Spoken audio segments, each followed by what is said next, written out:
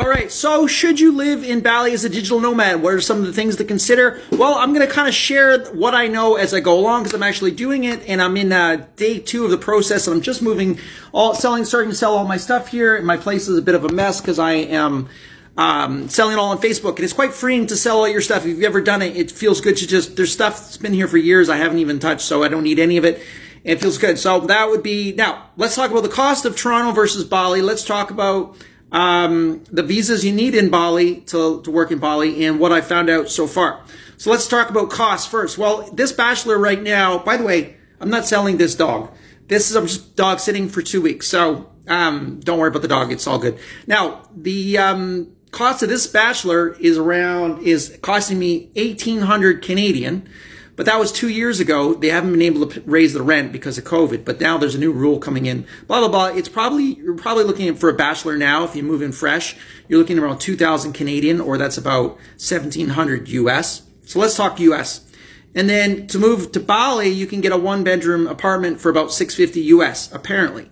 So you're looking at a difference of, $1,000, maybe just under $1,000, maybe like 900 US.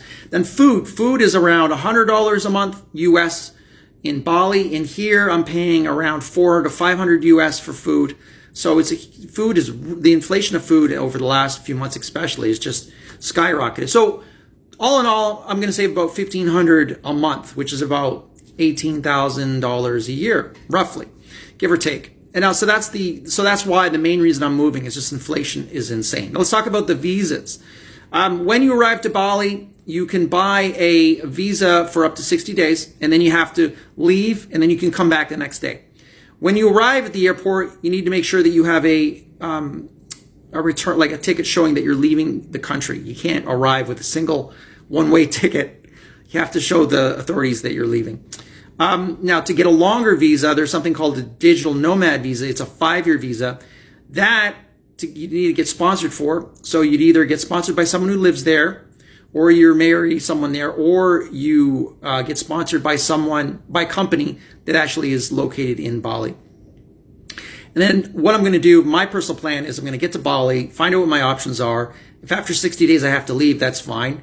I'll either go somewhere else. Maybe I have Thailand on the list. I have Lisbon, Portugal. I have Costa Rica, Ecuador, and a few other places, maybe Turkey. So I'm probably going to stay at 2 months in each place. Or maybe if I really like Bali, I'll just go to Thailand, come back. So there's all kinds of options. So that's what stage I'm at so far. There's a really good guy I follow, teaches a lot, and he's a good resource. He can teach you more. His name's Los LeBlanc. That's his channel name. You can go right there and check it out. All right.